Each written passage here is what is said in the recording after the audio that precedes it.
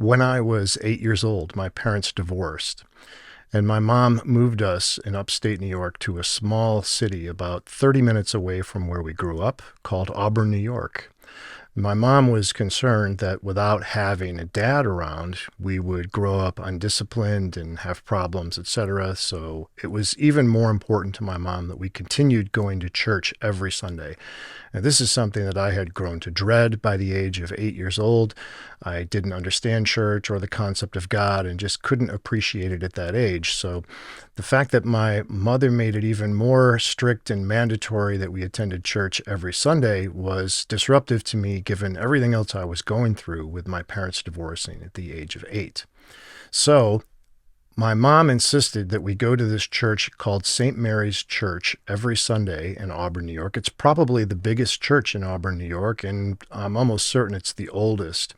It looks like a medieval church that you picked up right out of Europe and just dropped into a small city in upstate New York.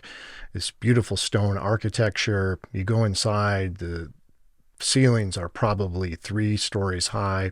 There's really ornate detail on the ceiling and full-size statues in the stained glass windows. It's just a beautiful church. One would not need to be religious in order to appreciate the beauty and architecture of that building. I would imagine that it probably held about 400 or 500 people, and this creates some issues in the 21st century. When it gets really full, it's hard to hear the priest speaking from more than 10 or 15 rows back. So to compensate for this, the priest wears a lapel microphone like the reporters do, and then he speaks, and there are speakers that are on the columns in the church so that if you're seated in the back, you don't have any problem hearing the priest. That size church. So we had been going there just a couple of months, and one Sunday, after the service ended, my mother informed us that we were to go down to the basement of the church for some instruction. And my brother and I were not happy about this because service was over and we were ready to go home.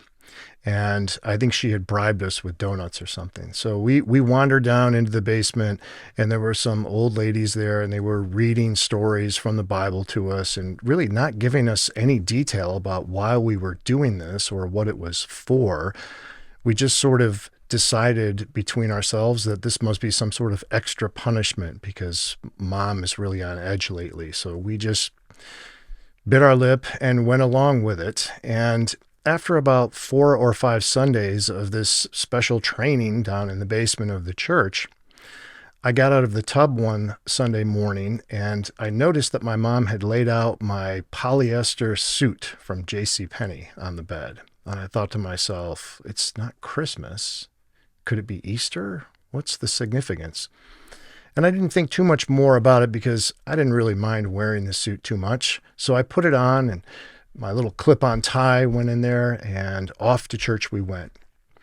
And about halfway through the Mass, just like every other Mass, where they do the communion, if you don't know what this is, it's just basically a ritual where people in Christian churches of all kinds of denominations, about halfway through the service, they'll pause and they'll get up and stand in line, and then they take a very, very thin bread wafer that's had a prayer said over it, and they eat that, and then they're symbolically forgiven for their sins for that week. That's a kind of a thumbnail of it. There's more to it, but that's basically what you're doing there.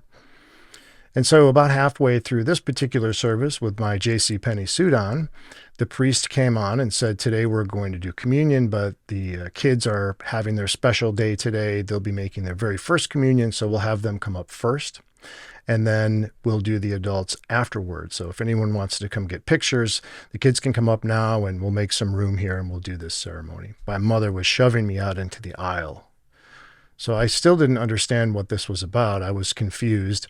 And it started to make sense to me as I walked up to the altar that maybe this had something to do with those classes that we were going to in the basement of the church for the last month and a half or so.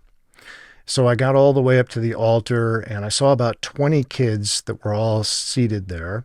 And I thought to myself, I have no idea what this could be about, but just sit down, blend in with the woodwork, do what everyone else does, like any other situation, and you'll get through this.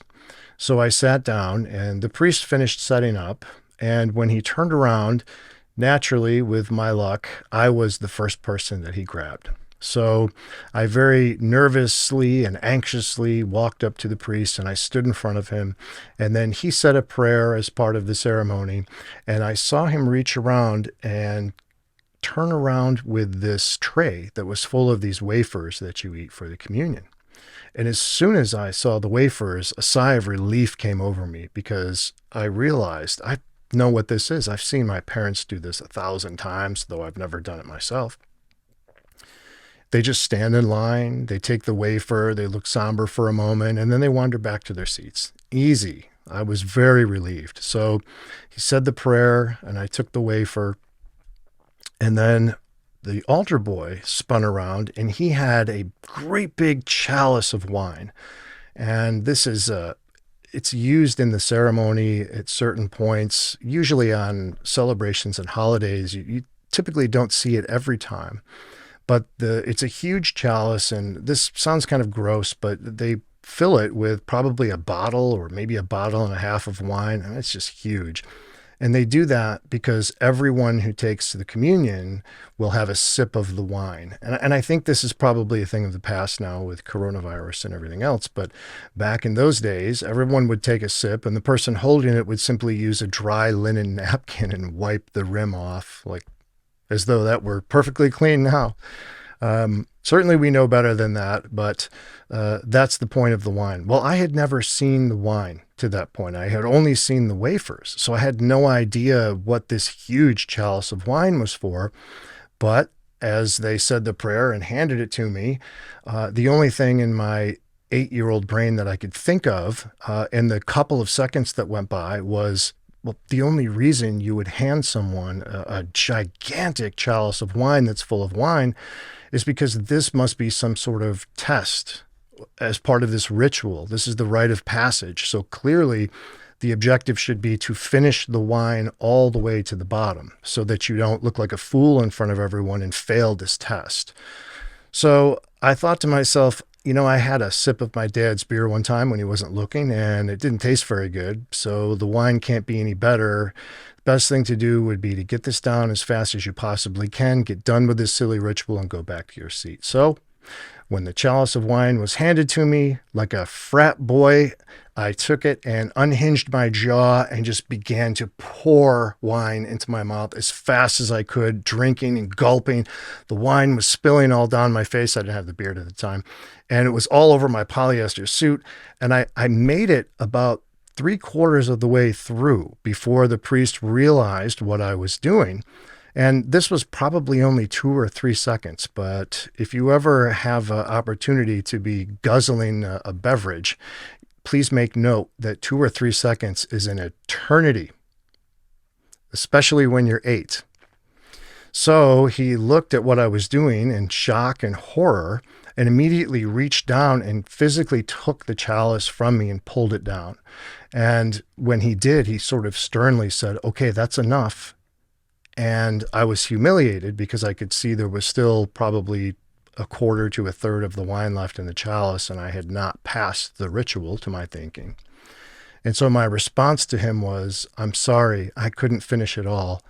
And this went into his lapel microphone and broadcast in the speakers on the columns in the church, and the entire church erupted in laughter. It was such an outburst of laughter when they heard it that it startled me. I thought something bad had happened, and I quickly realized, no, I was the jackass in this situation, and I had done something wrong. I still didn't understand what I had done wrong, but I had caused something. So I could see that the priest and the altar boy were both sort of smiling, grinning at each other, and I had to make the walk of shame back to my seat. So the entire church was still laughing at me during the entire walk to the back of the church. And it was worse than that because as I went past each aisle, the people on the ends of the aisle could see the wine that was on my face and all on my cheap suit. And it was even funnier to them. So the laughing got louder and worse as I got toward my mother, who was absolutely beside herself and hoped to try and give the impression that these weren't her kids. It was someone else as I sat down next to her. My next recollection is waking up in the back seat of my mother's Volkswagen Rabbit. I think they don't make those anymore. It was a really old style, small Volkswagen, all rusted out, that my mom was bombing around in at the time. And so my next recollection was waking up in the back seat of the Volkswagen Rabbit, and I did not feel good. I was grumpy and unhappy and had a headache. And we were in the parking lot of Red Lobster, which to my mother and to us, that was a five-star restaurant. I mean, if we were going to Red Lobster, someone got married or there was some big deal. And by the way, are we allowed to order anything we want on the menu, or do we have to keep it small because it's such an expensive place? And that was the celebration for my first communion. But when I woke up in the back of the car in that parking lot, I didn't know where we were. As I said, I was grumpy, a headache, I didn't feel good, and I didn't realize it at the time. But today I know well that that was my first hangover at the age of 8. So that's a little story about what happened to me when my parents got divorced and we were trying to get settled. It's my narrative speech example to all of you, and I hope that you appreciate that and found some humor in it. It's easy for me to recall because I've heard it at every family picnic and every Thanksgiving since it happened, and probably will forever. So I hope that you found some humor in that, and I hope that that helps stimulate your thinking in doing your narrative presentation. Thank you very much.